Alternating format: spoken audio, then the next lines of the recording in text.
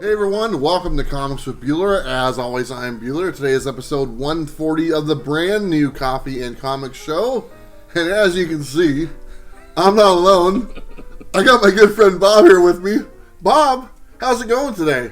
It's going great. We're in Comic Book Wars. I wore my pug shirt just to show my pugilistic terror. Wait, Comic Book Wars is over, isn't it? It's over. We get to find out the winner. Dang. Yeah, so that's all right. But we had a great time with that. Pugilistic. That's a nice word. Pugilistic. That's right. That's your word of the day. It's not even a real word. It is a real word. No, it's not. Yeah, boxers used to be called pugs. Okay, because they're pugilists. All right. Come on, you guys know that. Pugilist. That's right. I'm a pugilist. All right, there we go. So we're just making stuff up already. You should have seen the pre-show. That stuff will never see camera. No. Anyway, how's it going, man? It's going good. How about yourself? I'm doing pretty good. But you know what? We got to talk about the coffee we're drinking today. Yes. Obviously, we do drink Mocha Express, but we don't have any Mocha Express today, so we kind of went our own way. What are you drinking? I'm having my Keurig Donut Shop coffee with some sugar-free vanilla sweetener. It's what I drink every morning, and I love it. Nice. Ooh, lovely, huh? Lovely. Well, I had to make some of my comics on coffee. I have to use their mug as well because I love their mugs, to be totally honest. But this is my favorite, which is Lightspeed. Nice. And I put a little bit of creamer in there, and I'll just let you guys know I did put a marshmallow in there as well. But I already ate the marshmallow. You already ate the marshmallow? They're on sale for Marsh for like 49 cents for a big bag of marshmallows. You can't beat that. You can't. And I sucked it right up. You know what else you can't beat? Comics on Coffee, on their Instagram, they're advertising. They're actually going to have Keurig pods going forward. Yeah, I was talking to them about it today. Very excited about that. They're in the works, and hopefully sooner than later that'll be an option to where you can get those Keurig pods and try out the coffee that way. But they sent me a brand new bag of the Lightspeed. Nice. And I love it because it's shrunk wrapped. Oh yeah, and you yeah. can feel and I've just been playing with it. I've just been squishing the beans for like the last 2 days. There you go. What Bueller does in his off time, he squishes the beans. It's fun. It is. It's got that one of those stress ball feels. Yeah, and if you can see, it's a really even and flat. It wasn't like that when I first got it because I've been working at it. You've been manipulating to get it like this just perfectly. So there you go, Lightspeed, Comics on Coffee. Go to their website and the code Bueller. You save 15% on some coffee. There you go. This is gonna be I already tell. And we're gonna say some horrible things on this episode too. So. Anyway, let's do a rundown of the show. We'll tell you guys what's coming up here. So we'll start off with some thank yous and some really great announcements. We'll tell you who the winner of the Comic Book Wars was. We'll do our first 5 brought to you by Bird City Comics. That's back. We'll do our topic today brought to you by Black Box Comics, and our topic is CGC business practices. What your thoughts are. We had a lot of comments thrown our way about CGC. We'll talk about that, and then we'll also have an open discussion. There's some stuff that Bob wants to talk about at the end of the topic, so we'll hit on that as well. We'll follow that up with our final 5 brought to you by Bird City Comics, and then we'll have our Was It Good segment. We're talking about some books that we both read this week. I read a good one, an okay one, and a bad one. All right. So I'll let you guys know when we get there. That's brought to you by Comics on Coffee, like we just talked about. And then we have some random thoughts. There's a very special announcement in there. There's a few special announcements in this episode, to be totally honest. And we're going to be talking about a television show that everyone should be watching. All right. And kids, adults, everyone should probably watch the show. It's very informative, and I'm looking forward to sharing it with you guys when we get to that part. And then we'll kind of wrap it up after that. So, sound like a good show? Sounds good to me. All right, so let's go ahead and start off with some thank yous first. And I want to say thank you to our Patreons. If you want to join our Patreon, it's the price of one comic book a month, $3.99, a regular comic book or whatever. If you think we're worth $3.99 a month, go ahead and sign up for our Patreon. I want to say thank you to our newest Patrons. Todd I don't know if you want me to give your last name, so I'm just abbreviating that. So Todd I, thank you. And Andrew L, thank you as well for signing up for our Patreon. You keep the lights going, it keeps the wheels rolling and everything flowing. There you go. Ooh, that was a good one. Yeah, we're just going to keep this going. Yeah, there you go. See? Here we go. God, we're dumb. But we're amused. Yeah, apparently. So anyway, before I get to the next kind of big thing, let's just go ahead and talk about Comic Book Wars. Sure. And we'll talk about the winner and the loser.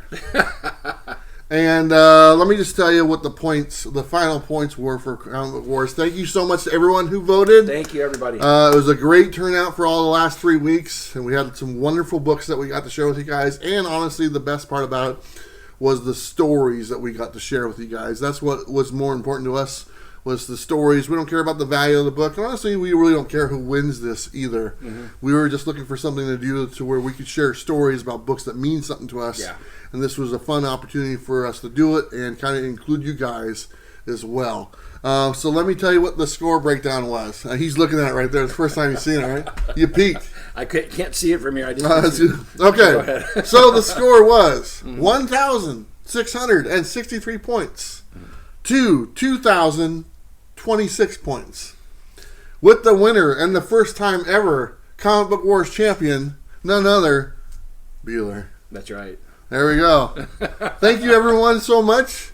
Feels pretty good to win. I was on the ropes after round 2. Bob came in, cleaned my clock with his independent books. But this last round, I brought out some of my I brought out my 10 favorite books is what I did. We both did. And some of those were big guns. And some of them were pretty big guns. But like I said before, it was the stories behind them that sell our books. And I'm really happy we did this because I remember a couple of weeks ago, or a few weeks back, we had a gentleman say, I don't necessarily have like big dollar books, and sometimes I see them and I kind of feel self-conscious or whatnot. Mm-hmm. And we had said then it's not the value of the book, it's the story behind it that makes them special to you. Mm-hmm. And that's what we wanted to share. And that one little comment spawned Comic Book Wars. Because it's not about the value. Sure, some of them have some nice value to them. Sure. But to us, it's a story that we got to share with you guys about these books that was special to us. Absolutely. And I enjoyed it. What do you think of the first? It was probably the last Comic Book Wars, to be honest. And it's one of those things. I like doing game show type stuff. With comic book stuff, and I may end up doing Comic Book Wars going forward on my channel. I don't know, but bottom line was, I had so much fun doing this. It wasn't just about, I was going to grab the most expensive books in my collection or anything like that. It was the books that meant so much to me, and also with you. And the last show, I had a hard time not getting choked up from number 5 on. The onion show, that's what people were like. Bob's cutting onions, this one. And as you guys could see, I really don't care about the point totals because those are books that just mean so much to me. Like my Avengers 58. I'm going to go to the grave with that. Yeah. That'll never leave my collection. That means so much to me. And to be able to share with you guys those stories means a lot to us as well, because I think just about every Q&A session that we do, we're always asked, what are your favorite books and what books mean the most to you? And so this is a way for you guys to see everything, in that way. So I really enjoyed it. Yeah, and like I said, this is probably the only Comic Book Wars because these stories attached to them, these are lifetime stories. Yeah. It doesn't matter how long the book's been out. It'd be hard to come up with another 10 favorite books that have those stories attached to it. You would have to have 2 different people involved for sure. To do that. Or you just hear the stories over again, I guess. But because of the fact that we're into comic collecting, we're into comics, our stories are not over. That's true. Right? New stories can be spawned, and I'm looking forward to that going forward as well. And speaking of a new story, let's go for it. This is a great segment right here. Thank you so much for leading that into this. The segue. So this is the next story, or the next installment for the Comics with Bueller, YouTube comic book journey or whatnot. So I've been talking about this for a while, and I've been talking about my next exclusive. And guess what? Today I can finally announce it and tell you guys all the details, because I believe it's launching this week. It might even be launched today. I'm not 100% sure. But you can go to the Indiegogo page. I'll put a link right there. And if it's launched today, go ahead and sign up for it, whatever you want to do. If it's not launched today, you can sign up for it. It's free, and you can get the newsletter. But let me tell you what it is. And I just showed Bob a picture. It's amazing. This is, I don't want to say thank you to Dynamite Comics, as they're the ones I teamed up with, but this is my next exclusive that will pop up right here. This is Mars Attacks versus Red Sonja. And there's the dude on the cover there. That looks a lot like this dude right here. That's right. This is the first appearance of Comics with Bueller or Bueller on a comic. I don't know if that means anything, but a lot of people put a lot of weight on first appearances, right? Right. There's no cameos. This is it. This is the first appearance, and there you go. And I want to say thank you to Dynamite for making this happen.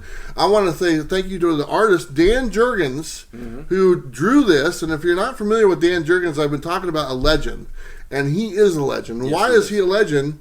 I'll tell you, he's involved, and I alluded to this many times, he's involved in one of the biggest things in comic book history. He killed Superman. He did. He killed Superman, but yet he gives life to Bueller. That is a great thing. Down the road, someone's going to ask him, what was more important, killing Superman or giving life to Bueller? Oh, gosh. And he will have to think about that. It will not be an easy answer. It's actually going to make him think. Yeah. But there you go. That's it. The Mars Attacks Red Sonja #1. Comics with Bueller exclusive. Thank you, Dynamite.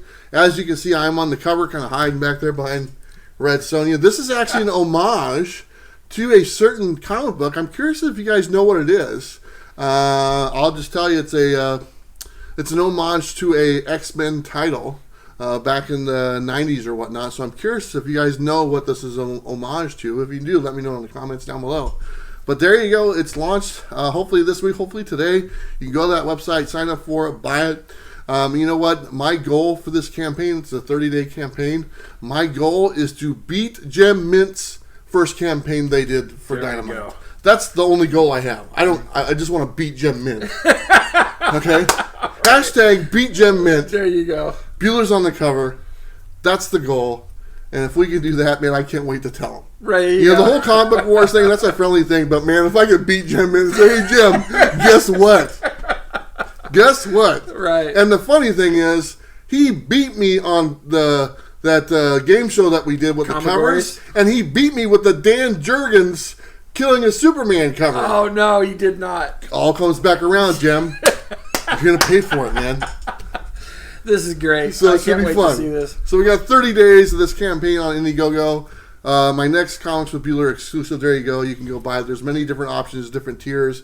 I think you could probably get it signed. You can get it graded. The different versions of it, all that stuff. You know, they do that a lot on Indiegogo. It's my first time with Indiegogo, so I'm not tremendously familiar with it, but you guys know a lot more than I do. So anyway, there you go. Thank you, Dynamite. Thank you, Dan Jurgens, yet again.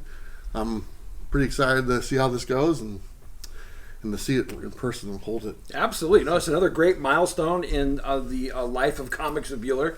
And, man, I mean, your first appearance, you know. My first appearance. You know, all the apps will show the first appearance. There you Comics go. with Bueller. There you go. Bueller. Yeah, the best is back. There you go. There you go. All right, let's go ahead and move on and get the show going. So we're going to start off with our first 5, brought to you by Bird City Comics. You can go to their website and go Bueller. You save 10%. Bob, if you want to go first, I'll put this one down, and you are up, my friend. Sure thing. And so I think I told you this before. I've been collecting all of the Marvel Masterpiece covers, all the variants that have been coming out. There's a ton of them.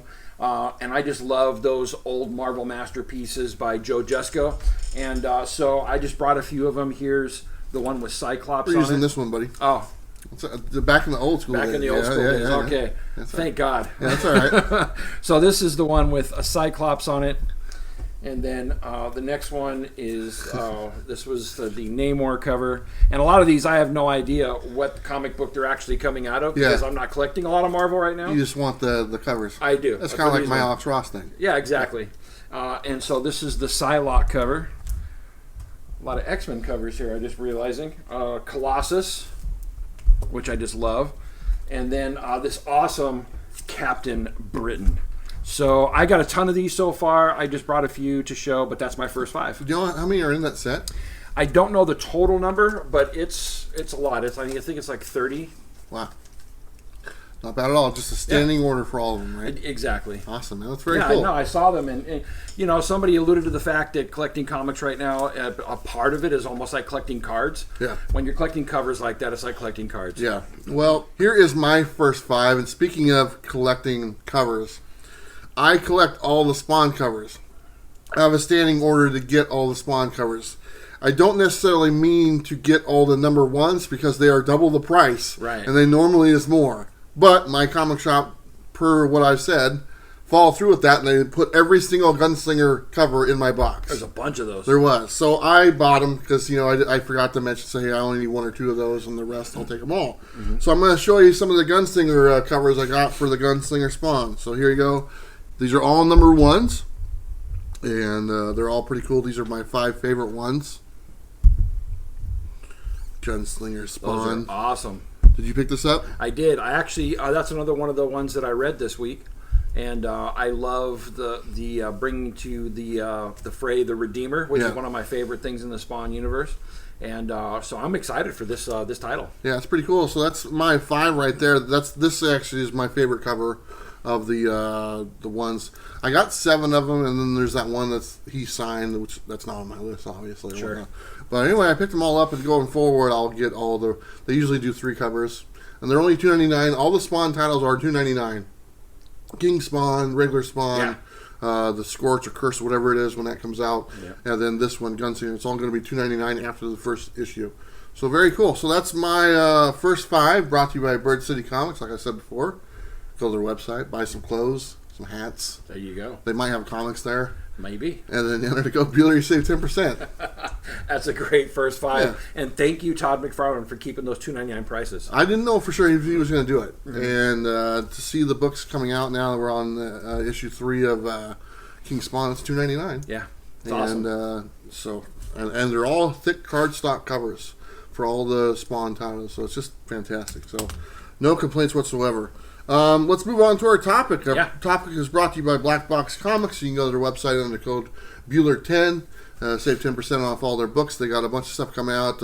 Shinokage number 4 is coming out very soon. I know that's your big title, samurai stuff. Mm-hmm. Gin Hunter is another one of their titles, and they also have some new ones coming out fairly soon that we'll be talking about when they hit. But you can pick up a bunch of stuff at their website. I actually have a few books that they sent us again, and I'll show them on my final 5. Nice. So, our topic today, though, is CGC, and we're going to talk about CGC yet again. And I asked the question on the video, what do you think of the current business practices of CGC? Good or bad? I want to hear from you guys. And we had a lot of comments, and honestly, a lot of comments were very similar because there's an ongoing problem they've had for months now, and we'll hit on that here in a little bit. But I will honestly say that the majority of the comments were not positive. There was a few, and I put them in here so we would highlight both sides. And I just want to say right off the bat, I am not CGC's customer. I never use their service. I don't plan on using their service. I am not CBCS's or the other grading company's customers. I don't use the services. So I am not a customer of any of them. I'm not telling you to go to one or the other. I've never used them. So it's like, why would you take advice from someone who's never done it or used it? It just wouldn't make any sense. So I just want to put that out there. I can give you my thoughts, but my firsthand experience, I have none at all. Yeah. And honestly, and I think I mentioned on the video, I had some CGC books in my collection, only a handful of them.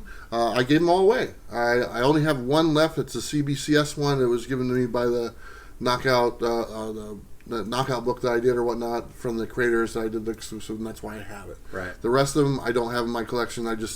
Even though I tried to get into them, it just didn't do it for me, and I didn't have any attachment to them, so I gave them away. So right. Anyway, we have some great comments, and really, I'll be honest, this is Bob really wanted to talk about this because Bob is the opposite. Bob is a current customer of them. He uses their services all the time. He prefers using their service. He does have issues that come up from time to time. That's what we're going to talk about, and we're going to start off with the first comment here. And Bob, you are up. Sure thing. So the first comment comes from Jeff Stanley. He says, I don't think that the problem is with CGC. I think the problem is with the customers. You hear complaints all the time about CGC, their turn times, their errors, but guess what? There is no impetus for CGC to change as long as those complaining customers continue to send them hundreds, if not thousands, of books every single day. Actions speak louder than words. Stop sending them books.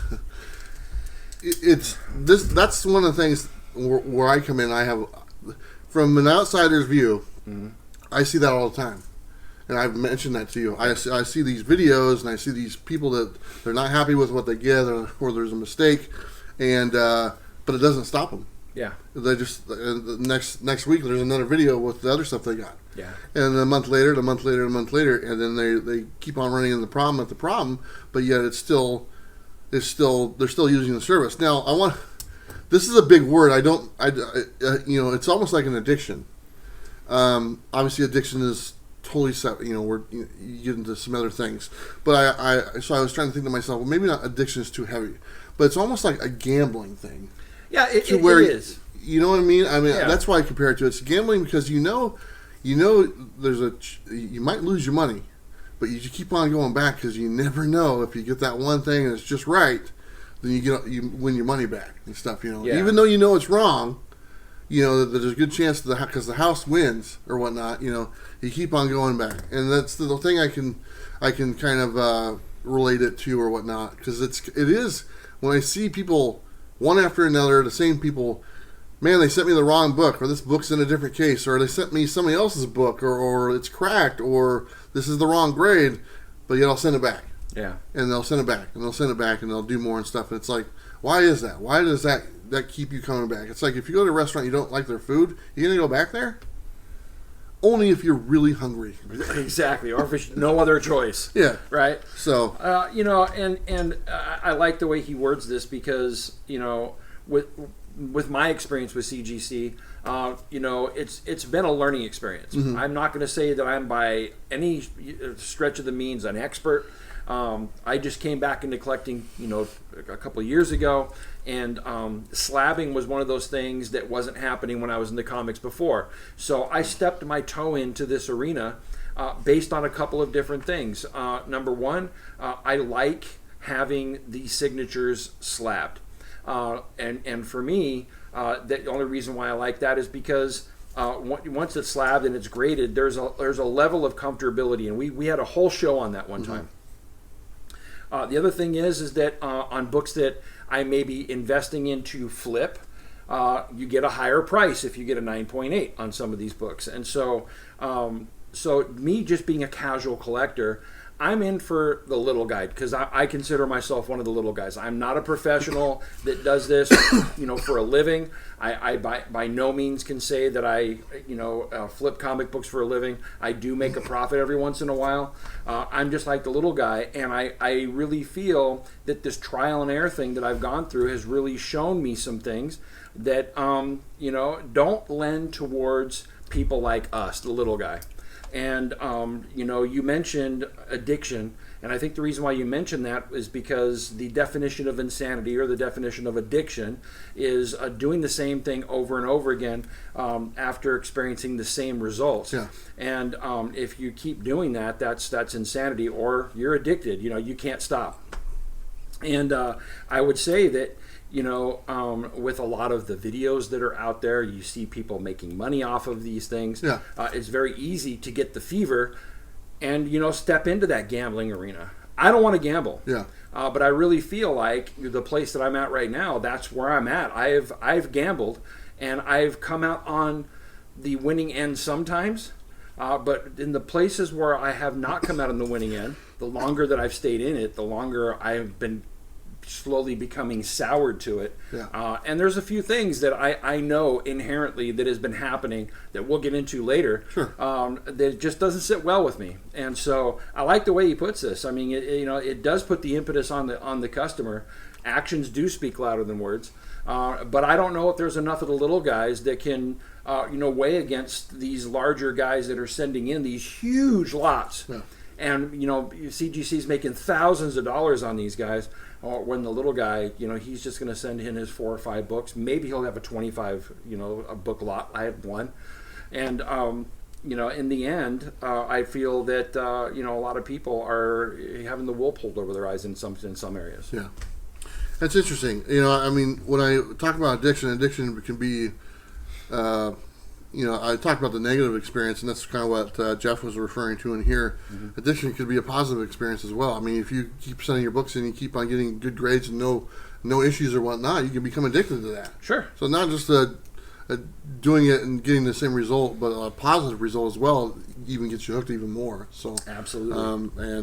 That's the result I'd want to see for people. I want to see a positive result. I mean, A perfect world will be you send the book in, it's a fair price, you get the grade you think that you deserve in a timely manner. That's the perfect world. Sure. That's not what we're dealing with right No. now. So, then that's why we're talking about this. All right, so the next one you have as well, this is John Claude Van Tom. All right. He says, I shipped my first ever shipment of books to CGC on May 1st.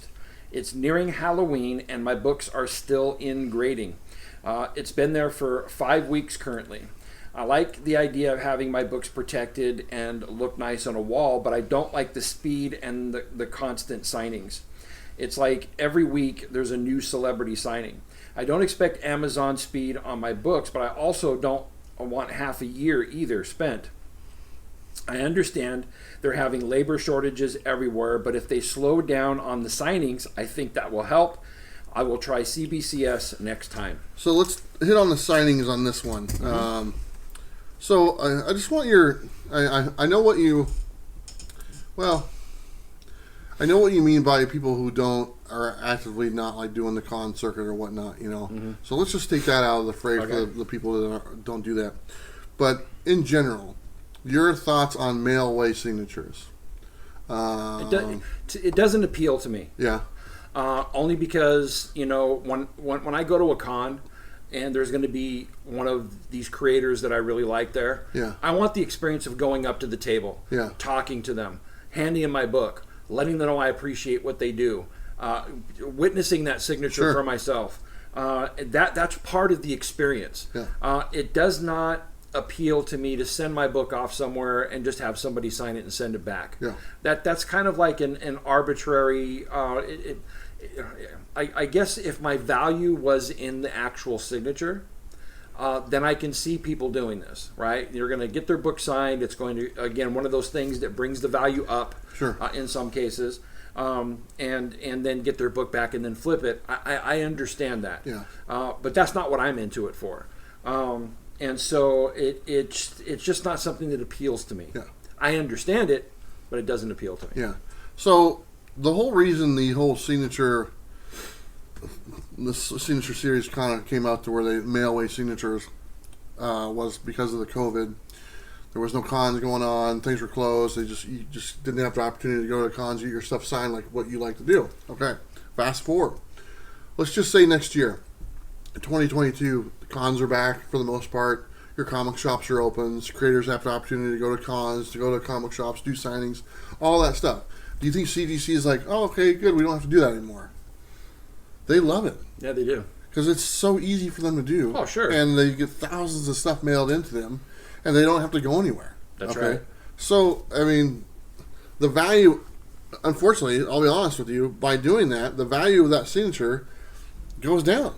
Well, okay, here's the other thing is there's, and this may be another show, but all these different companies that are doing the hostings of these signings, the witnessing of these signings, that's a rigged game. Because you have to think, if you have 500 people send in books for signatures, that signing company has just that much of an amount of books that they're getting signed themselves. Because they're in they're in the game of actually, flipping those comics as well. And so here's what I mean by the game is rigged. If you have a bunch of people send in, let's say X-Men number 1, you have 70 people that send in their books, and that particular signing company is also going to send in another 200 of that. They're going to get them back, all the 9.6s, they're going to crack and sell as raws, right? And so they got this huge stack of 9.8s that are sitting in the back, some of which they are going to sell to their customers who missed out on the signing. But I've seen these companies later on, when things are kind of slowing down, they're starting to sell a bunch of those 9.8s that they just have back there in stock. And so the value of the comic for these guys that are sending in, if they think that they're actually going to get this hard value on it, it's not that. There's so many more comics that are signed right by doing this, that it's like I said, it's in the how do I put this? It's at the advantage of the actual signing company and CGC, not the little guy. And that's the part that bothers me with that. What about the fact that you mentioned the fact when you go to a con, you get it signed, you have a witness there witness. Right. But it's a 50-50 split. They witness it, but you witness it as well. Right. Okay? That's how you know that it was signed by him, because you talked to the gentleman or whatnot.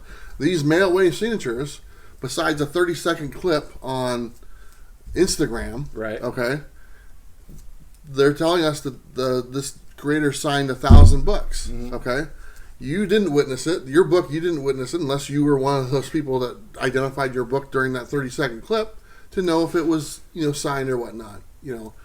I'm not saying that there's a shady practice, but I think the witnesses go both ways.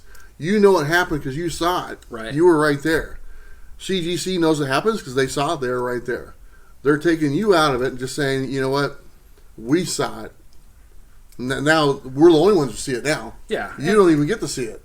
And there's a reason for that. I mean, it's the end user. If everybody was honest, then we wouldn't have this problem. Yeah. But there are people out there who create counterfeits. There are people out there, who are dishonest when it comes to, oh yeah, I saw so and so sign that. And so now you have people who are considered professional witnesses who have been trained, who are there to witness and make sure that the handling of that book is what it is, so it's handed off the way it's supposed to be. And by doing that, they can ensure this is an official signature. Yeah. But really, when you send off for these mail order signatures, you don't know who's signing it. Yeah. You don't. That's something that, again, wrapping my head around it. Yeah. These legends, that's the only place that I allow myself to do that in, because I don't, I know Desert Wind Comics. That's who I use. Sure. And a special relationship with them. Chandler Rice, he was an amazing dude. He passed away just last year. But they still do their Legend series, and they're amazing people, and I trust them. Yeah.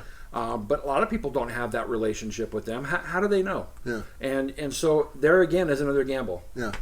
I just find it interesting. Like the Mailway signature, whether it's great or not, really doesn't appeal to me, really, because I like the experience, like what you just said. Yeah. That's what's the appeal to it, and I'm curious to see if they keep on doing this. The smart money is yes, even though the conventions and stuff are there available. That was the whole reason why they're doing these now.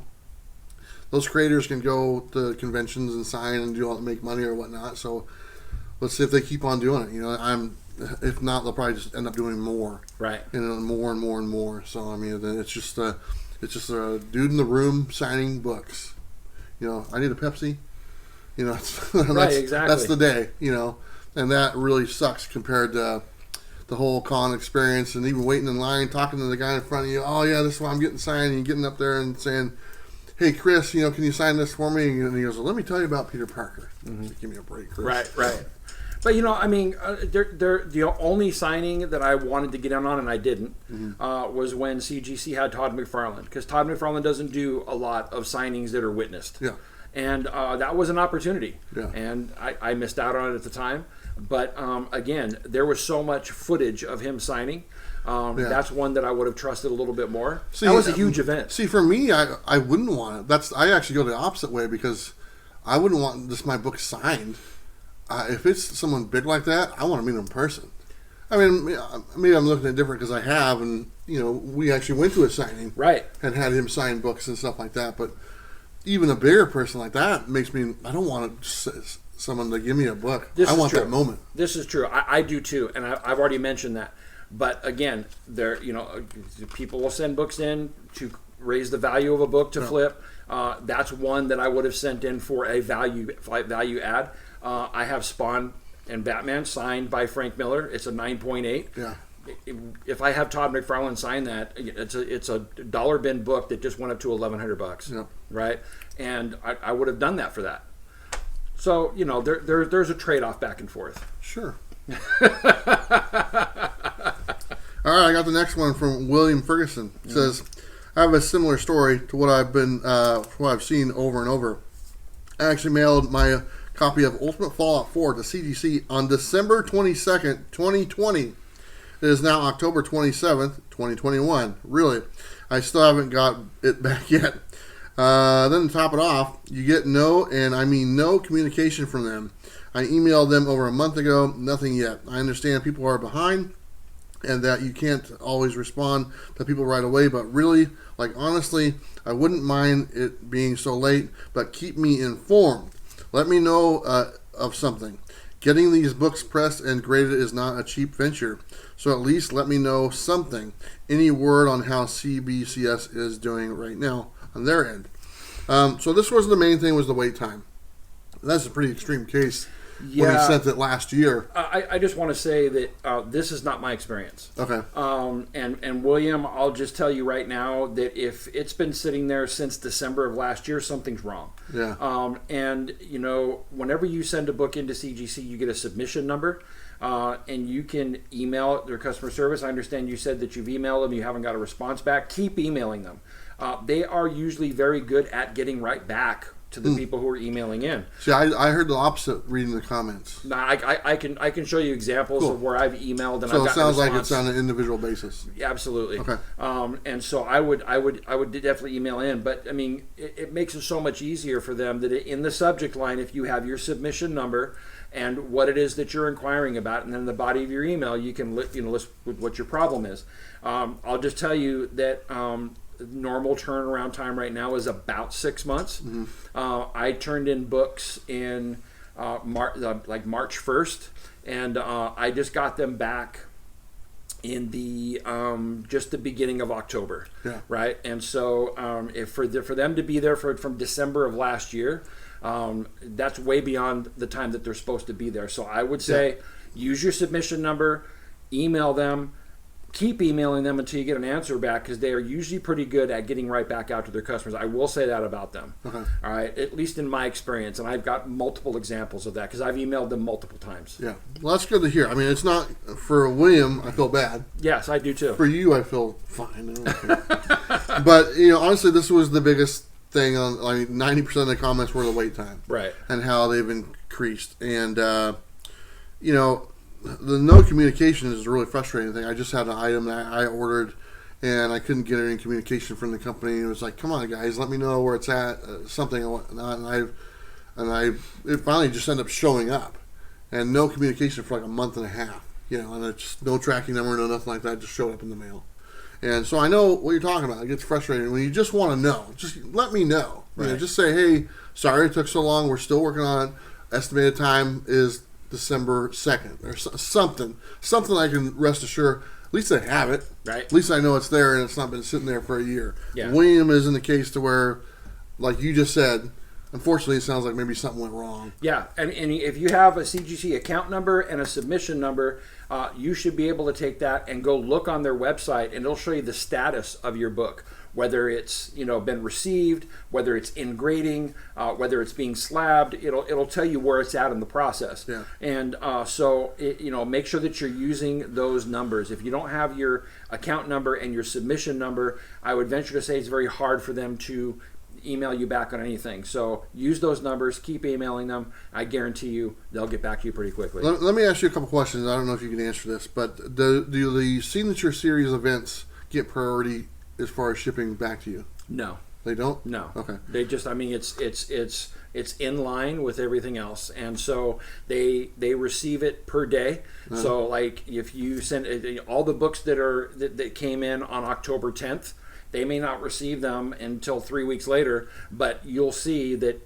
And if you talk to them online, they say, okay, we're receiving the 10th this day. So just a couple more days, you'll see the received come in. Yeah. And so they're receiving all the books from that day. So that's how far behind they are. Okay. Right. And so, yeah, I mean, you can see that there's no priority whatsoever. Yeah. They're taking it as it comes in. And the only difference is whether or not they're fast track or they're just regular grading. Yeah. Now, I've heard different on that, to be totally honest, but I have to go by what you say and what I've heard.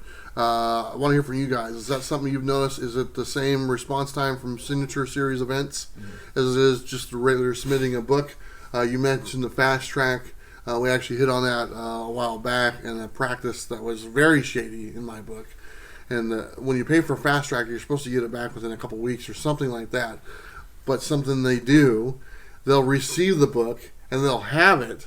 And UPS or whoever you have says it's been delivered, but they don't actually mark it as received until they're ready to do it. Yeah. So it just sits there for a month or two, and then they put received. And then from the day they put received, they got to get it within 14 days. Mm-hmm. But this whole, in theory, you're thinking, okay, I mail it to you on Friday. You get it the next Friday, process it over the weekend. You start on Monday, and then from there, I should get it back from there. Right. That's what you think you're paying for. Yeah. And what reality is, yeah, we got it on Friday, but you know what? We got a lot of stuff to do because we got Pokemon cards to grade and video games to grade. And right. And when we get to this, then we'll mark it as received. But in the meantime, you just have to trust us that it's just sitting there. Right. Well, so basically, they can only receive a certain amount of books in per day, and based upon the submissions that were coming in, they became inundated and they got behind. And so now, when you go inside of their warehouse, you can see everything's lined up by dates. Yeah. Right. So everything that came in on October 10th is here, but receiving it, they may be 2 weeks behind to getting to just the 10th. Yeah. And so you can but see you're all paying these lots. you're paying for a fast track service. Believe me, I know. But I mean, this is where if I'm paying for that service, yeah. I'd be very, very pissed off. But also at the same time, look at it from CGC side. What were they supposed to do? Not offer that service anymore if they can't fulfill it? That's a possibility. Or they can put on their website to set expectation. Hey, once it's received, you get fast track. And right now, we're 2 weeks behind. Yeah. And so if they would advertise it up front, I think it would alleviate a lot of people's problems, because setting expectation goes a long way. Yeah. If you're not going to set expectation, then you need to change your business practices. Yeah, they should change it. Yes, I mean, it sounds the same thing, but they have that Disneyland thing, the fast track or whatever it is. Okay, you pay more money to go to the front of the line or whatever it is. Right. Imagine paying that money and going to the park. You can do that next weekend. And then you go there and you go to the front of the line and say, well, we got too many people in line, so you're gonna have to just wait in line like regular people. Right. Like, what do you mean? I paid for it to be in the front of the line. Yeah. If we only had 100 people in line, but we have 110 people in line, so you got to go to the back. Right. Screw you guys. Screw you guys. Yeah. I get it. Anyway, all right, I got the next one here as well. Sure. This is from D'Artagnan Biggs, I believe. He says, great review. For the sheer volume CGC handles, plus the pandemic, CGC is doing pretty good. I literally sent 100 books to CGC back in September. They were already clean and pressed. CGC is already working submissions sent that week, so the turnaround time is getting better. Just have to use patience with grading companies. I wanted to include his because I don't want, like I said at the beginning, I'm not a customer. This person is. He's had a good experience with them. Okay, it's not all negative, and the reason why I wanted to include this, and just in general, a negative experience will be shared 20 times more than a positive experience. Mm-hmm. So that's why you see the negative videos, or read the negative comments, and you don't hear as much as the positive stuff. They just don't get the attention. The attention, you watch news, you don't get news like, oh, it's been a great day today. Right. It's always what's wrong or what's going bad or something like that. And that's the news. News, for the most part, isn't like, man, today was a good day for an ice cream cone. Yeah, they do that every once in a while, but every now and then, for the most part, it's all the negative stuff. Yeah, you guys understand what I'm saying. Yeah. So the negative gets more press, gets more of the shine and stuff. But at what point, when you see enough of it, is it becoming the problem? And that's what I think we're at now. There's enough of it to where their standards they haven't set their bar very high to correct it. And it doesn't seem like they are going to be correcting it anytime soon. Right. To where, to me, from the outsider, it looks like they're adding more stuff to their plate before they clean their plate. Right. And you need to clean your plate before you add more stuff. And they're adding big chunks. Cards, video games, who knows what's else. If you can't fulfill what you've already made your reputation on, and you add more and put your current stuff on the back burner to get this new stuff going, and you still don't have enough people to do it, you said set expectations. What expectation is that? It just means that eventually, you might get caught up, but what expense to how many customers you lose? Does it drain on the other departments that you're trying to build up or whatnot? Perfect world, you just have a healthy company, you got everything going right and ready to expand because you guys can handle the growth. That's what companies do. You don't go into a thing where it's like, we're struggling to stay on the ball, and our reputation is starting to go down because we can't keep the standard that we had before. Let's try something else. Right. It's a horrible way to look at it. You know, no, let's fix this, get it going good. We're good to go, man. Now we can handle something else. Let's rock and roll. Right. And it just seems like they're the opposite. Yeah, and just more and more stuff. Just like I watched a video the other day. The guy got somebody else's book. I don't know who this guy is. He literally got like somebody else's book was in with his book, and he called him up CGC, and he's like, "Hey, I got someone else's book." And they're like, "Oh, I'll just send it back." And he's like, "Do you want to know who's it?" No, they didn't even offer to pay shipping. Sounds like they got me working there for him. Yeah. The guy's like, he goes, "Forget it." He goes, "I'm going to do some research and find out whose book it is and send it directly to the guy." So interesting. Yeah. Anyway. No, I mean, you know, when it comes down to it, I mean, you know, we can look at this in a negative light, but looking at it from a standpoint of trying to stay in business, yeah. You know, I of course I would rather expectation be set, but that's not what's happening. They're basically doing these things and they're not telling anybody, and it's basically like, this is what you get, tough luck. Yeah. Right? And I would like more communication out of the company. Yeah. I think that would go a long way. Yeah, especially because they are providing a service. Right. This is different from, you know, you'll buy something off the shelf and it's yours, you know, and the product breaks or whatever it is. They are providing a service, just like a beautician provides a haircut or whatnot. Sure. You know? They are providing a service. This is a physical service that they are providing. They're grading a book. They're looking at a book, let's hope, giving a proper grade to their standard that they have set. And then they're following through with that. You know, so it's they are in the service industry, not so much as a product industry. It's two different things. It is. And when it's a service industry, if it's a product industry, you just fix what's broken. Okay, this part's not very good. We'll get a new part. We'll put it on there from now on. We're good to go. Okay? But when it's a service industry, it's the people involved providing that service that are making the mistakes. Yeah. And we'll get to the mistakes on this next comment. All right. Right here. All right, so this next one comes from Comic Book Hangover. It says, one of the last books I sent to CGC was the Marvel Age number 10. It had 2 covers, so I wanted it graded. The double cover thing. We even put a double cover thing on the note sent with the book. It came back with nothing about the dual covers on the label. Makes me wonder how closely they're actually looking at some of these books. I've heard about mistakes like this. I've seen pictures of books being mislabeled as being true believers, and videos of people getting copies that wasn't their book. All taken with a grain of salt, but it raises questions. It's almost like CGC is trying to kill the grading market, which might not be a bad thing, really. Yeah. That's why we're talking. We're talking about the mistakes and glaring mistakes, like labels that aren't the book. You know, like Batman, and the label says Spider-Man 101, and the book in there is Batman 620. Yeah. Not even close. You know, and the attention to detail is lacking. Cracked cases with pieces of the case inside the sealed case, to where it had to be broken before it was sealed, and yet they sealed it anyway to get the piece inside there. It doesn't magically go through a solid surface. Right. You know what I'm saying? Yeah. And, you know, many instances like that, and the quality control is the issue. I don't think you've had any or maybe you did, didn't you? I did. And so this is one of those things when it comes to double covers and things like that.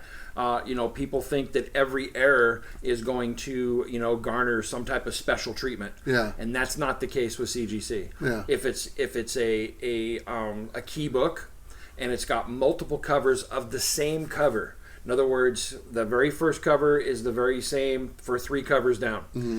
Then they'll grade the best cover and send it back, right? But if you have 2 different covers, let's just say it was an A cover and a B cover, it's an error, but they're not gonna grade that the same as though. I don't know why. Yeah. I never got an explanation from them as to why. But if you want to make a stink about it, they'll just put a green label on it. And that's what they did with mine. Yeah. I had Daredevil number 12 that was sent to me by Two Gun Pedro. It had two different covers, and I sent it in thinking, you know, this is going to be one of those error books. and they didn't treat it the same. They basically, I sent it in once. It didn't even mention anything, right, on the label. I sent it back, and then they sent me back the same, graded with a green label, which means there's something wrong with this. And it mentions the double covers. Yeah. But it's not treated the same as, I think Jem Mint had on his channel was a book that had something like 9 different covers, and Spider-Man 300 had like 6 covers. Or and then so they graded the last one a 9.9 because that was the best of all the covers, right? So that's a milestone book. That's like a rarity, and everybody thinks that they're going to get the same treatment as that book, and that's not the case. Never got an answer from them. Yeah. Right. This is one of those things that's kind of like, okay, so what's the actual answer here? Why is some treated this way and some not? But just because you have double covers inside of your book doesn't mean they're going to treat it the same as that and make it something special. So do you still have the green label one? I still have it. I've contemplated cracking it and just taking it out because it's very special to me because Two Gun Pedro sent it to me. It is a rarity, and really nobody can actually see that rarity if it's in the slab, right? Yeah. And so it doesn't make sense to have it in the slab. Yeah. No, so it didn't make it in the first place. Right. and so to me that was wasted money. Yeah, interesting. That's just one of the many mistakes. That are made on their end. And I will say that in cases where the slab, once you get it, if it's cracked, it's got a piece inside of it or something like that, they are very good at getting that brought in and re-slabbed, and that actually doesn't need to go through grading for because they're the ones that are going to crack it, I guess, and so you might get it a little bit quicker than you will, through the process. I'd hope so because you've already been waiting. Exactly, and they won't charge you for it as well. I'd hope so as well. You send me a broken thing. Can you fix it? Right. They'll send you an RMA number to send it back with because nice. I've done that. So I mean, there's what's the acceptable amount of errors or mistakes? It just seems like there's a lot more. I know their service is used quite a bit, so you have more opportunities for mistakes. But just if we're going to compare it to another grading service, okay, let's go ahead and do that. The other grading service, they do a lot as well. Do you see as many mistake videos on their end? Not as much. They're also not as used as much. They're not as used as much, but let's just use in general in comparison. Okay, do it percentage wise. Okay, is it out of every 100 videos there's 15 videos, or is it one video and you just do a percentage? Where does it fall? I'd just be curious. I don't know the answer, but it just seems like I've watched people send the same book in 3 or 4 times. And there's an error every time with that book coming back. Wrong label. It's the opposite direction. It's facing the wrong direction. Okay? Right. Different book. Cracked case, scratches on the case, and stuff like that. Honestly, the cracked case or the scratch on it, I don't care about that. That's you're putting it in the plastic to protect the book. You're not protecting the plastic. I could care less if the plastic gets scratched up. That's the whole purpose of. I always get a kick out of this. And I know people do it, but they put a plastic bag over the plastic thing. And I know you want it to look nice, but you're literally protecting the plastic with more plastic. Right. And the whole purpose you got it was to protect the book, but now you want to protect the plastic just as much. Well, sure, because I get it. When you think about it, this kind of cracks me up a little bit. Yeah. And the cases do get scuffed. Yes. And they can get scratched very easy, which is why that happens. When I put it up on my wall, I take the bag off. But it's just a weird thing. It is a weird thing, and I get a kick out of it. And I understand it, but it's kind of funny when you think about it. Really, right? The whole reason you get them slabbed is to protect that book to make sure it's okay, and then people, I gotta keep the plastic now. Really good. So it's almost like you can send it back in and get the case graded. Right? That's the next service. My book got a 9.8, but my case got a 9.9. Or worse. But then I got the recased again, and the next case came back at 8.5. Right. Oh, gosh. Oh, I'm giving them ideas. Grade our cases. The recasing service. Yeah, there you go. Oh, God. Okay, Bob, you are up next. Actually, you got the last one down there. Sure thing. This one comes from Walter Calixto. He says, I've started using CBCS instead of CGC. CGC has gotten really bad with their turnaround times and all the mistakes they make. Seen so many of them, from a friend losing his first 2 appearances of Deadpool because they were mailed to someone else, to seeing a 9.8 book that had not one but various spine ticks, not to mention mistakes on their label, also not being consistent with their grading. They're still so behind on books. I'm waiting on submissions sent back in April, and also they stated back in March that they were hiring, and we still don't see that our slab's getting done. The signing takes priority over all other books. Meanwhile, I have sent 3 different submissions to CBCS and have received all of them back. Okay, I wanted to say something on here, and I actually just slipped my mind, but God, it was good too. Okay. Let me try to think what it was. God, I had it. Go ahead, Bob. What's your thoughts on this? Well, I mean, he mentions a couple of different things here. He mentions different mistakes, and we've talked about a few of them here. He says the signings take priority over all books. I don't know if that's the case. I think that some companies use fast track service, and so they may get some of those signatures back quicker. I know that the signing company that I use, Captured Collectibles, their turnaround times have been about the same as what I've been sending in. So I just got my Shannon Mayer books back about the same time I got my 25 lot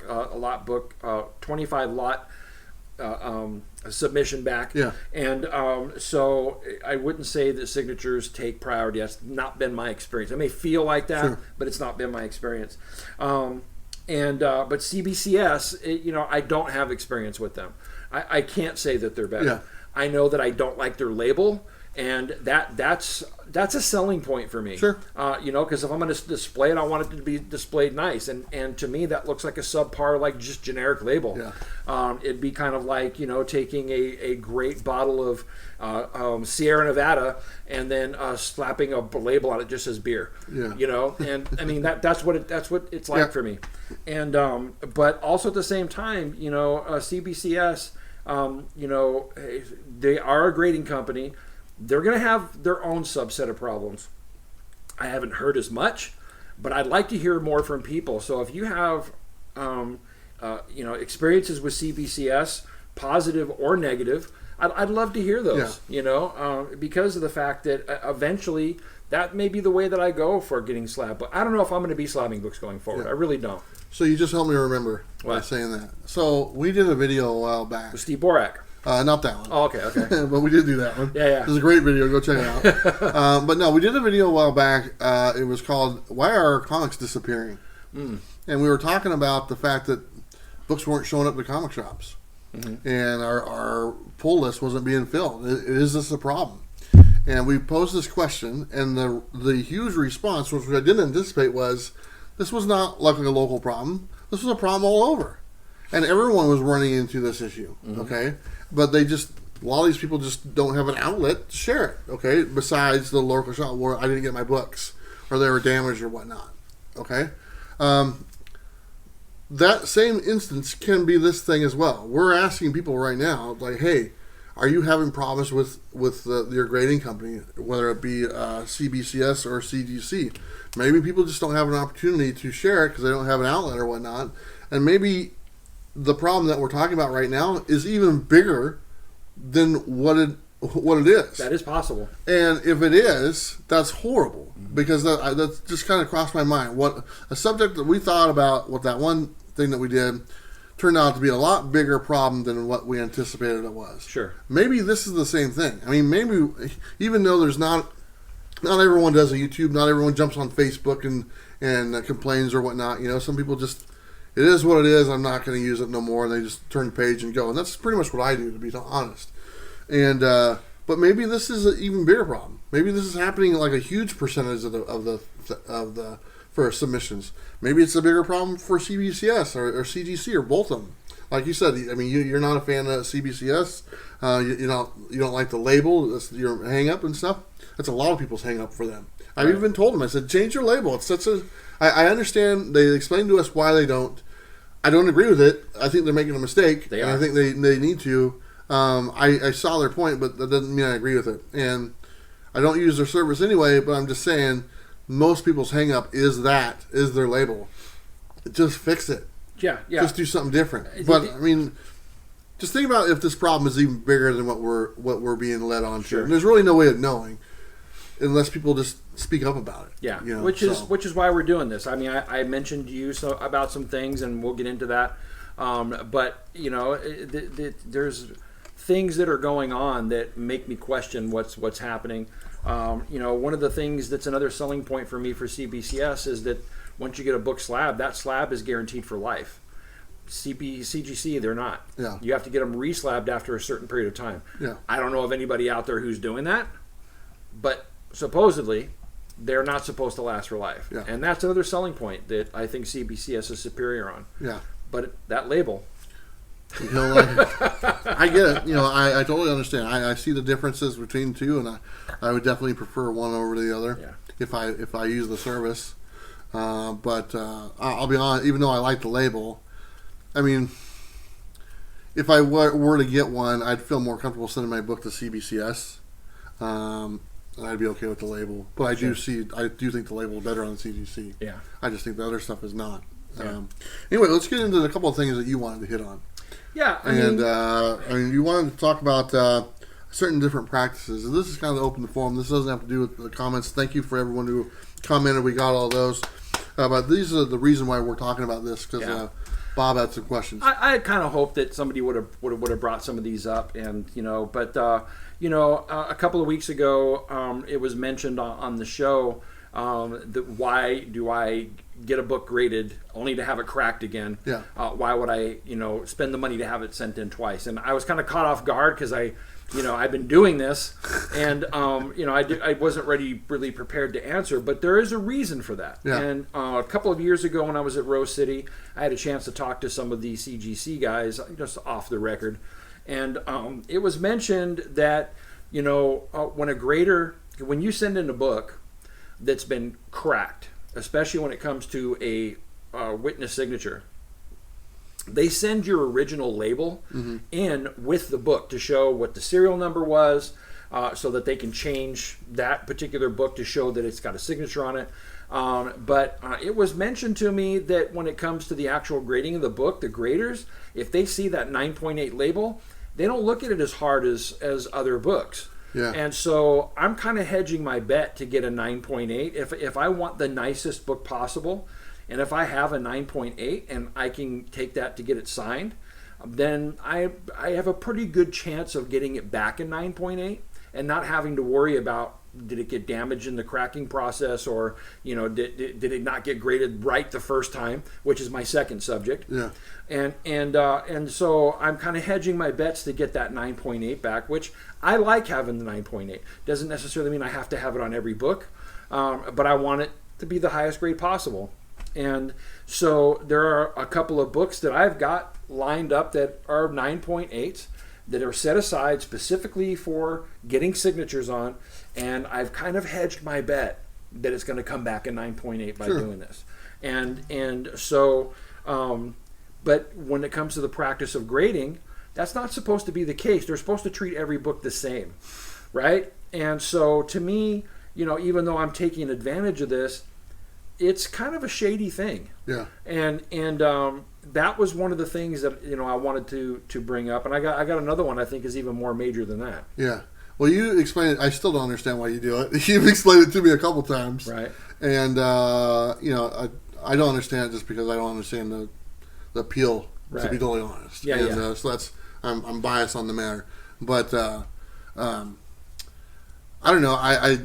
We were talking about it before the show and stuff. Kind of the you're paying for a service again, right? But yet since they already saw it's a 9.8, we're good to go. Yeah. It's like it's like you pay for an oil change in the car and they look at the oil. That's pretty good. We'll just leave that in there, but yet we'll still charge you for the full thing. Sure. And stuff. It's just I paid to have this done. Yeah. But yet you want it. You don't want them to. It's kind of because you don't want them to relook at it. You don't want it to the damage during the cracking or fell on the floor or whoever, which is their fault. You know, right, like exactly. But anyway, and so there's that, and you know, and this is the part I have to question myself about, because you know I got to do my own soul searching on this, but there is a marked difference in price between a 9.6 and a 9.8. I think it's crazy. Yeah. Right? I mean, there's not that much difference between a 9.6 and a 9.8. I don't know. There's no difference to me.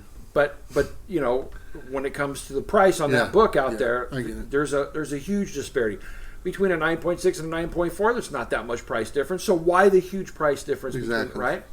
And so, you know, when I'm doing this, I'd like the book to be as valuable as possible. Sure. Even though I know inherently that's not my draw. Yeah. But there's a piece of me that wants that. And so I have my own soul searching to do. But this is the other thing that people are doing. And I wanted to bring it up because I know it's been happening.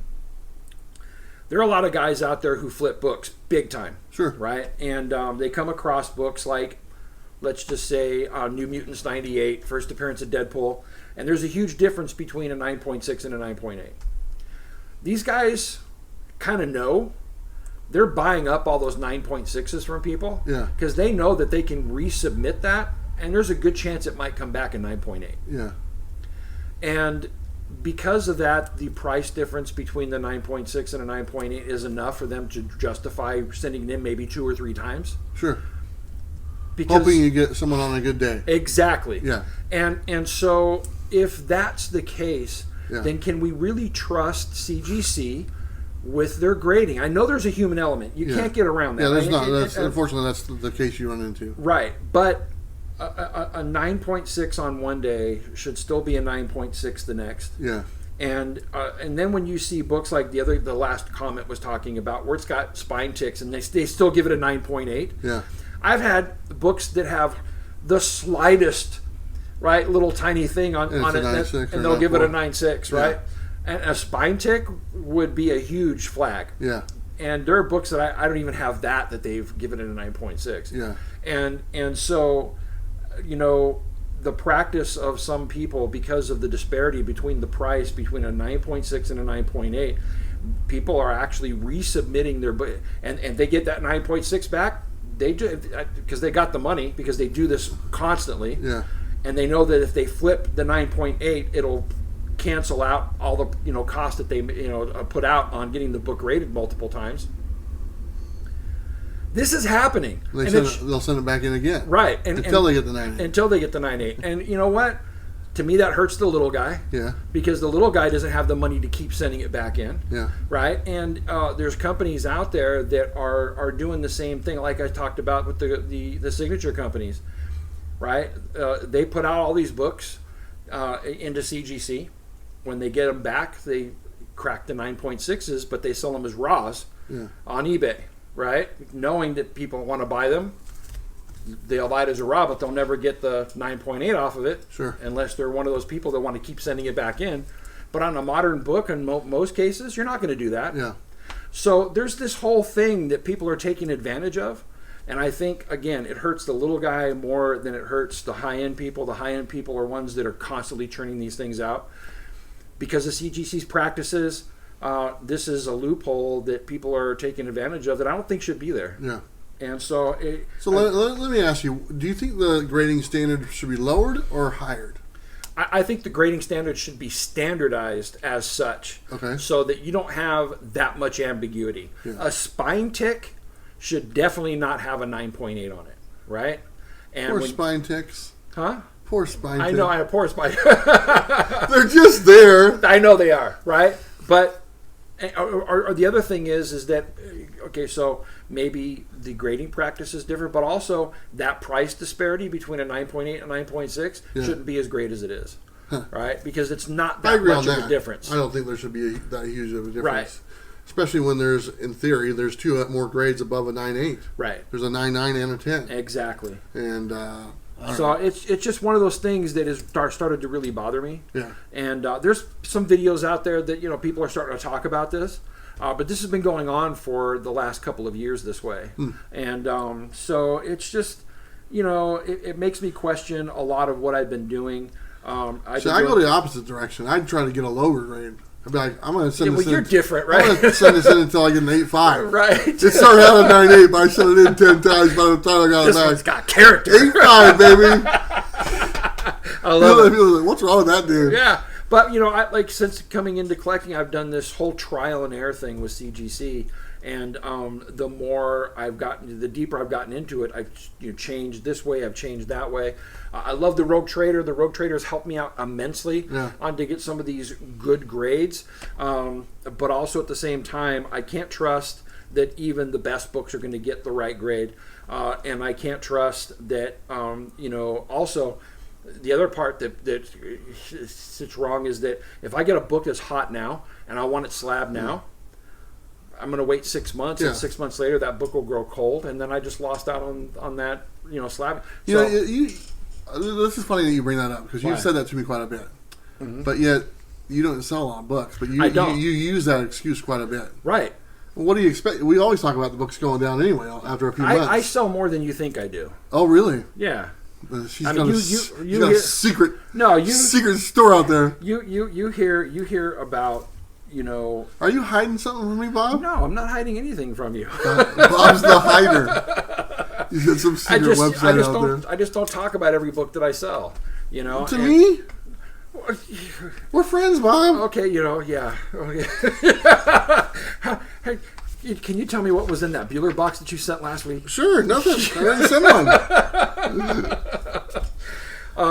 But all my books I've sold, they're all pictured online. Right. Well, on the video. But here lately, all the books that that I was hoping to get back to flip really quickly, it's not worth it. You got a secret life that I don't know about. That's basically what you're alluding to.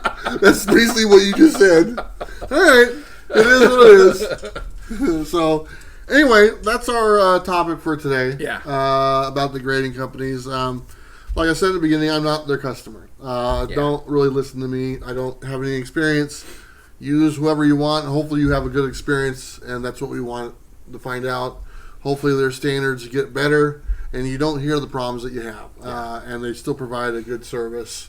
That's what we perfect. So that's all we're really talking about. Yeah. Whether it's CGC or CBCS or the PGX or there's the new one, the EBC, whatever it's called. They're all 3 or 4 letters. Yeah.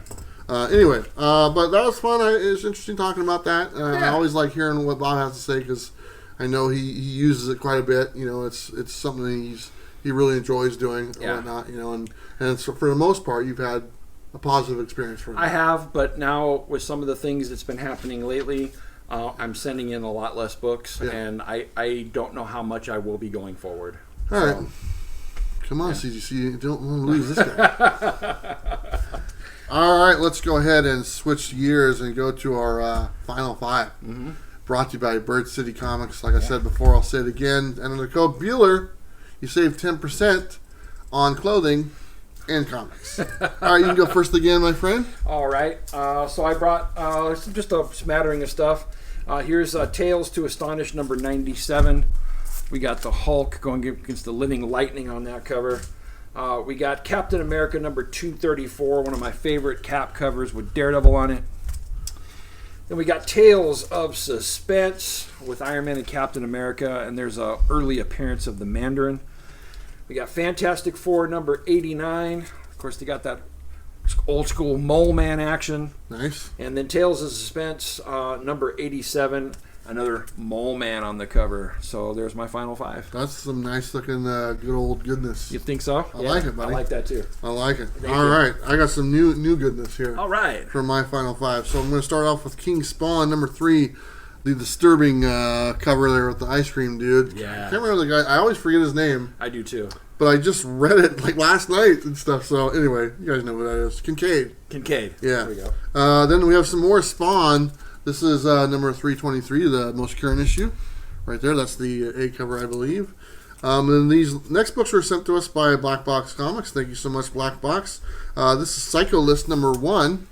The series has been out a while, but they sent that to me. Then they sent me Kage number 1 as well. Nice. Not bad at all. Bob's favorite. And then Gin Hunter number 4. I believe this is the latest issue. I think this comes out this week, if I'm not mistaken. That's an awesome series. Yeah, it's really good, and the color scheme that they use is really nice. Yeah. And the black box uses really good paper quality, some nice shiny paper quality. I really like it. They do it in all their books, and so the colors pop off the page really cool. So there you go. Thank you, Black Box Comics, for those wonderful books. Like I said before, you can go to Black Box and go Bueller 10 and save 10%. But these are all Final Five, brought to you by Bird City Comics. You can go to their website. Bueller 10%. You got it. You got it. You got it. But you know what? We got some breaking news. What's that? Breaking news right now. Breaking news. And I want to say thank you to our latest and newest sponsor of Comics with Bueller. And I want to say welcome aboard, Whatnot. Whatnot. Whatnot. They got an app where you can do auctions and sell stuff or whatnot. Or whatnot. Yeah, this is a good fit. It is a good fit. I literally say it all the time. You do. I'm very happy to announce that they are on board with Comics with Bueller. They are on board with the Bueller bus, and there is more to come with Whatnot and what we're going to be doing together. This is the start of a great relationship. We're going to be partnering up with them for all of 2022, and who knows, even more. So it's going to be a lot of fun. Be on the lookout because more information is coming, and I want to say thank you to them. This is going to be a really great project that we're gonna kind of partner up and do together. Yeah, so you guys haven't seen anything yet. Yeah, this is amazing. They are making a lot of stuff happen for Comics with Bueller, and I gotta say thank you so much. It's above and beyond what I expected, and you know what? Honestly, it's all because you guys watching that the audience, that you guys have made us what we are, that we get to work with these companies that come to us and want to work with us and kind of take us to the next level. So thank you, Whatnot. Welcome aboard. Glad to have you. Absolutely. Breaking news. Breaking news. All right. I guess that was breaking news. All right. Let's go to our Was It Good segment, brought to you by Comics on Coffee. I'll say it again. The Bueller code works there. 15% off coffee. Been drinking it all the show. It's great. I love them. They're good too. Good people, but they're on vacation right now. The couple behind it and whatnot. So they're just hanging out with the kids and stuff. So hopefully your vacation went well. They're probably back by now. But this is where we talk about the books that we read. Tell you what we thought about them, if we liked them or not. I will go first. And Bob, those are the ones I read. You remember how to do this? We haven't done this in a while. We haven't done it in a while. Okay. So this one I actually don't have yet. My LCS got shorted on their DC books. They haven't got them in yet. I've heard that. And so here we go. Issue number 1, DC versus Vampires. Bueller. Yes. I have to know. Was it good? No. No? No. I thought it was horrible. Oh, no. It's a James Tynion book. Uh-huh. I was hoping for something like Deceased. That's kind of what I thought maybe. For one, the artwork is very kiddish. It looks like a kid's book, to be totally honest. And it didn't do anything for me. I was really disappointed. I was really hoping a lot for this book. I don't want to spoil it because it just came out, and like you said, a lot of people didn't get these books yet because I've heard that from a few people didn't get the DC stuff. But it did not grab me at all. And honestly, when you read it, it doesn't present like a Tynion book at all, or Tynion or whatever. And I was a little surprised. But I think the first thing you'll notice if you do have this book is the artwork. Well, you'll think you're looking at a kid's book. I'll show you when we're done here what I'm talking about. But I was disappointed. I'm not going to go further. That's it. I'm done. I'm sorry to hear that. Yeah, I was really sorry too because that's the only DC book I bought last week. Wow. All right. So this one I've been excited to hear about. This is Nita Ha's Nightmare blog. This is issue number 1. And Bueller. Yes. Was it good? Kind of good. Yeah. And here's the reason why. This is a spin-off of Philadelphia, okay? Oh, it is? Yes. And they actually refer to Philadelphia in the book right off the bat.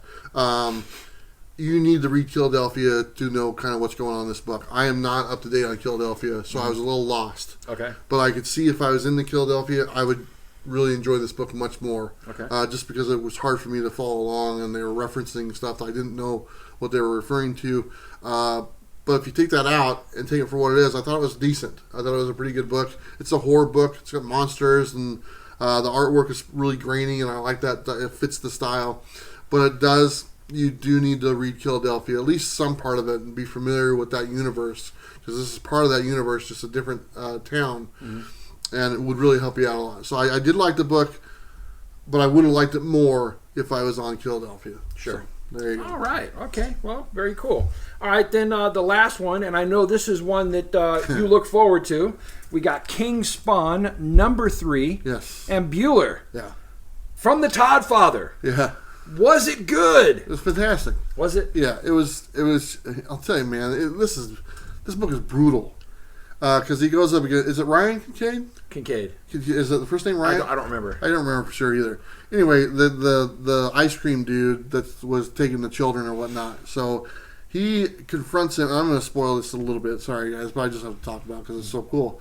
But I'll just kind of get to that point. They, Spawn and him, get into a confrontation. No big surprise. The new Kincaid, whoever, he's been upgraded. I mean, this guy looks like Juggernaut on acid or something, man. It is intense. And they go at it in like the second half of this book, and it's just brutal after brutal after brutalness. And then at the very end, oh my God, I can't even describe when you see the artwork on the very last page of what's left of these characters. It is disturbing, but it's great. I love it. It's such a good book, and it's such a great value at $2.99. We talk about it all the time. $2.99 cover price, beautiful artwork, great story. The cover is a cardstock cover. It's wonderful. I mean, it's why it's not on your pull list. You need to add all the covers. Make Spawn Universe the #1 selling books in the comic book industry because they're quality books, and the pages are awesome as well. The story awesome. As well. I liked them. I read Gunslinger Spawn as well. I enjoyed that. Also, there's it's thicker. There's a bunch of other stories and stuff in there, but this one is the one I'm into because I've been reading the first couple and stuff. It's great. That was awesome. That's awesome. Cool deal, man. So that's my 3.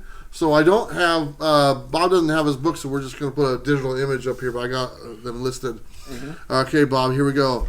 Your first book right here is the latest issue of Ice Cream Man. Mm-hmm. Bob. Mm-hmm. Was it good? It was really good. I really enjoyed this issue.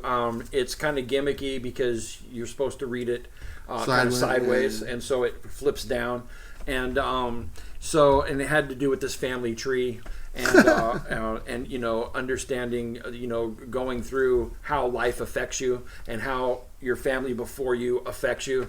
And I really enjoyed the story, and the gimmick of turning it sideways is one of changing your perspective, and then at the very end he has you change the perspective back, and then you can go on with your life normally. Sure. And so the exposition on how life actually is to make you think, which is something that he's been doing a lot here lately. It's just phenomenal. I absolutely loved it. And so I month over month, when you get these books, when you finally get an Ice Cream Man, I really enjoy them. And it was phenomenal. I loved it. Awesome. I saw it. Mm-hmm. I'll be totally honest. I saw it, and I saw how it laid out. I didn't read it because of it. Really? Yeah. I don't know. I hear you. But I like Ice Cream Man. You guys all know I talk about it all the time. It's one of my favorites. But just sometimes those layouts. Yeah. When they do that. Same with that one book that you gave me. The sideways. Yeah, it's just like... It just annoys me. True. But I guarantee you this. Read this one. Because maybe you could read it to me. Hey, there we go. Like that one time Let's go for some chalupas. Yeah, when I eat the chalupa, read that instead. There we go. Yeah, okay. All right, your next book. Mm-hmm. This is a big one that probably everyone picked up, and this is House of Slaughter #1, the spinoff to Something That's Killing the Children. Bob. Yeah. Was it good? It was all right. That was all right. It was all right. I mean, it was nothing to write home about. It's about the other kid that is kind of Erica's brother, the other Black Mask, and it didn't really give us too much that was new. We already kind of knew how the white masks treat the black masks, and that it kind of got into all that, so. I mean, it wasn't bad. Mm-hmm. I enjoyed it, but it didn't wow me. It wasn't like, issues of Something Is Killing the Children where I can't wait for the next issue. It didn't really give me anything. Yeah. But there was nothing wrong with it. But it was all right. Okay, your next one is one of your favorites. Mm-hmm. The latest issue of Daredevil by Chip Zdarsky. Bob. Yeah. Was it good? It was all right. I read it. Yeah. Yeah. It was all right. I mean... look, I love Elektra as Daredevil. I thought that was a great juxtaposition. You're ready for it to move on, is what you're really, and the whole thing with Matt in prison, that was getting old. Yes. But the way that they are bringing him out of prison is kind of trite. It's just kind of wrapped up. And then the great reveal at the end, that was also kind of trite. It's to me, it's a little out of character. And I think he may be just doing it to kind of shake things up. Just a spoiler, Wilson Fisk basically proposes to Typhoid Mary. Yeah. And so... he's had a thing for her forever. I know he has, but it's like, I don't know. It's trite. To me, it's just a trite story. And so I'm really excited about The Devil's Reign to see what we get into with that. Having the Avengers show up at the end of the book kind of, is going to lead us into that. Yeah. So we'll see what happens. But as much as I love Daredevil, this one didn't wow me. That's too bad. Yeah. It's all right. Sorry, buddy. It's all right, man. Oh, man. Come on, Chip. So next week I'm going to be reading The Thing, number 1. I don't know, it's obviously about The Thing, but I kind of have a feeling it might be a little kiddish issue or whatnot. It might be wrong. Also, The Me You Love in the Dark, number 4. I've actually already read it, but I'm looking forward to sharing with you guys what I thought next week. There's also a book called Knighted, number 1 by AWA that comes out next week, so I'm looking forward to that. So those are the 3 I'm going to read. Bob, what are you reading, buddy? I'm going to read Frontiersman number 2. Really enjoyed the first issue. Can't wait to see where they go with that one. I'm going to read Firepower number 17. The last issue left me in a place that I got really excited about, so we'll see what goes on there. And then also the new one by Chip Zdarsky, Newburn number 1. Newburn.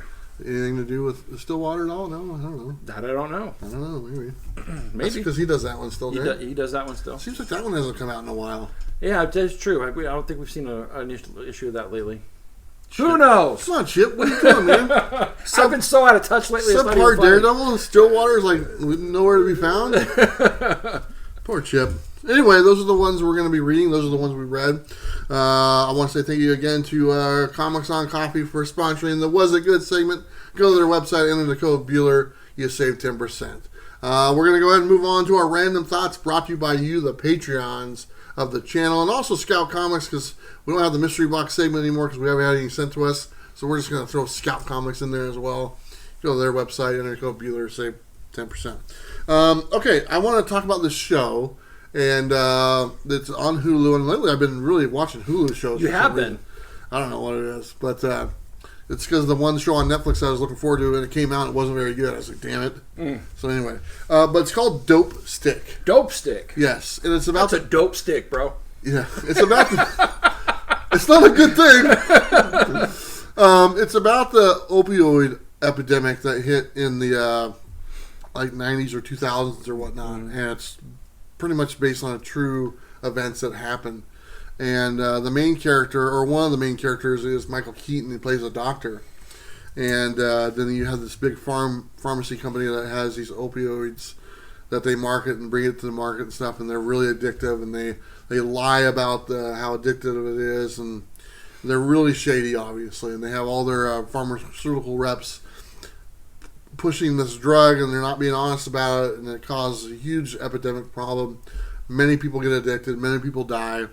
One of the key moments is, like I said, Michael Keaton plays a doctor. Pharmaceutical rep comes to him, shows him this new drug. He's hesitant about using it or prescribing it to his patients. Finally, he comes up. He does prescribe it to a patient. She gets addicted to it. Eventually, she has to keep on upping the dose and stuff because it just doesn't have the effect, so they get really addicted. He doesn't know this is going on. He gets in a car accident. He goes to the hospital. They prescribe him the same drug. He gets addicted to it himself, and he is doing all of these prescriptions for his patients for himself, and he is like extremely addicted. Wow. He ends up like almost killing someone in surgery or something like that, and then he goes to the rehab center. And he's in a rehab center, and this is the and I'm giving a little bit of stuff away, but there's much more to the story, so I'm just this one plot line.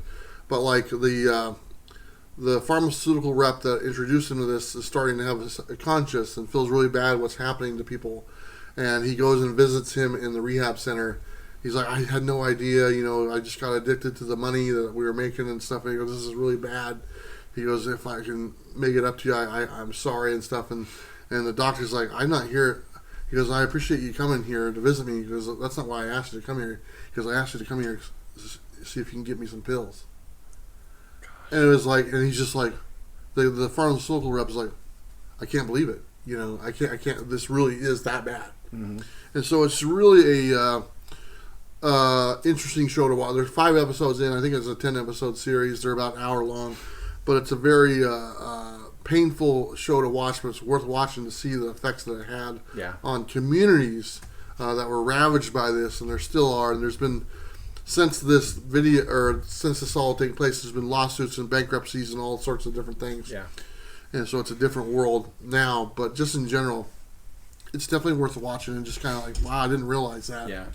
And it's nuts to see that. So it's a hard thing, as I deal with it all the time, and most people don't know that whole thing spawned the current heroin addiction. Yes, that's what they refer to that. Yeah, because the opioids were taken off the market.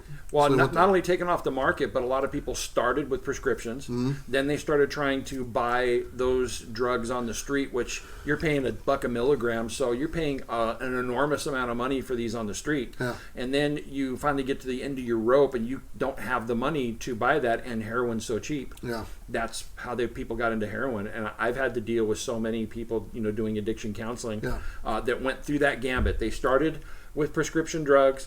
Then they hit the price of the market on the street, hit their low, and their low wasn't that low because they went into heroin, which took them to being homeless and wrecked their lives. And this is still currently going on. The current heroin epidemic is based upon what they did in exactly what you just talked about. Yeah, it's really sad. It's really amazingly sad. Just seeing it's all it's all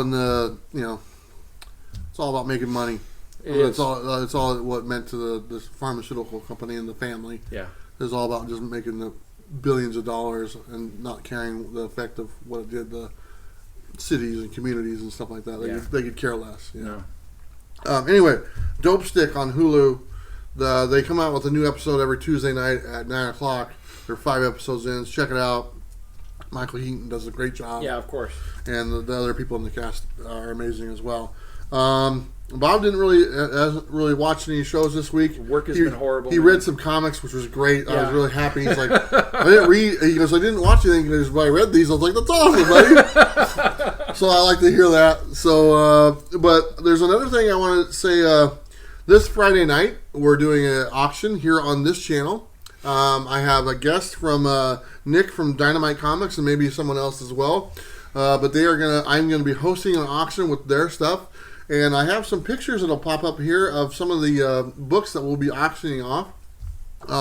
Should be a lot of fun, a lot of really good books, some graded books, some keys. So please join us on Friday, this coming Friday. I'm not exactly sure what time it is, probably 5 o'clock Pacific Standard Time. I don't know for sure, but I'll let you know as soon as I narrow that down. But a lot of really neat books. Should be a fun night. Nick's a really good guy. He's the one that kind of, he's the owner of Dynamite Comics, and with him, he's responsible for me getting the exclusive that we shared with earlier on in the video. So, but join us this Friday for an auction. Auctions are always fun. We'll see some books sold and whatnot, and there you go. So I'm looking forward to it. So it should be interesting. We got DC stuff, Marvel stuff, independent stuff, maybe some artwork, a little bit of everything. Awesome. Graded books, keys, little books. I'll tune in. I might even sell some stuff. This would be awesome. I have like a little box of just random stuff sitting there. Sweet. I'm not gonna let you look at it. Okay. You're letting me cherry pick. I didn't let you do it before. You didn't. I wasn't stupid. He would have took everything. He would have. Oh, what's this? What's this? I'll take this. He would have left with a couple boxes, looky-loo. And you guys would have been left with like a random issue of like a X-Men number 220. Exactly. That's all you get. I would have taken all them early issues. Yeah. Anyway, so I didn't let him do it. Yeah. But those are random. Unless you got any random thought that popped into your head. Nope. Besides that killer shirt that you're wearing. Look at that. Look at that. You got the little pug eyeballs right where his nipples are. My good friend bought me this shirt. I did buy that for. I actually have the same shirt. But I don't think we could wear it at the same time. I mean, come on, man. I love it. There's that movie called like The Brothers Solomon, and there's like two like out of place two dudes or whatnot. We'd be like them. Yeah, we would. Wearing the same shirt. But we almost wore this to Comic-Con. No, I wasn't even close. I wasn't even close to wearing it. I do have a kitty cat shirt like that. Maybe I could wear the kitty cat one. There you go. Dogs against cats. Anyway. About the pugs, baby. I want to say thank you to Bob once again for doing Comic Book Wars. That was a lot of fun. Sharing those stories about those books was just awesome. I mean, it doesn't matter who won. We care less, to be honest. Yeah. We just had a great time sharing with you guys, and you guys enjoyed it. So that's, here's my trophy. We don't care. But we had fun. But thank you to everyone who voted. Thank you, Bob, for sharing all that good stuff with us. Yeah. As well. That was a great time. I had a great time. One more time. That exclusive launches this week. It might have launched already. Mars Attacks Red Sony #1. Go check it out. Go purchase it. Like I said, our goal is to beat Jim Mint. And I know we can do it. I literally told the guys at Dynamite, I go, how much did Jim do? I go, we can beat that. 130,000, 140,000 subscribers. The 20,000 subscriber on the Bueller channel. Stronger. I like Jim. Don't get me wrong. He's a good dude. Yeah. But that still sticks in my craw that he beat me on that one thing. Commodores, man. Commodores, yeah. How you doing, Jim? So anyway, please check that out. We'll be doing that for the whole month. There's a lot of stuff coming up. Please, if you're curious about the bus, subscribe to my Instagram. I'm trying to put videos and stuff and pictures on there when I'm working on the bus that I'm doing. And there's just a lot of things that are going to be happening very soon in the next month or so. November will be very busy, and December will be probably even busier. So, anyway, thank you so much, everyone. Bob, you want to say anything else before we go? Nope, that's it. I love this episode. I had a lot of fun. I think it was a great topic. It's a long episode, I can tell you already. That's all right. That's all right. I love it. It's been a while since we did a topic. So. For sure, for sure. But looking forward to the future. There we go. All right, everyone. You know what? We're going to give it to Bob once again because Bob, go ahead and take us out. Don't forget to like and subscribe. You know what to do. We'll see you next time. Bye.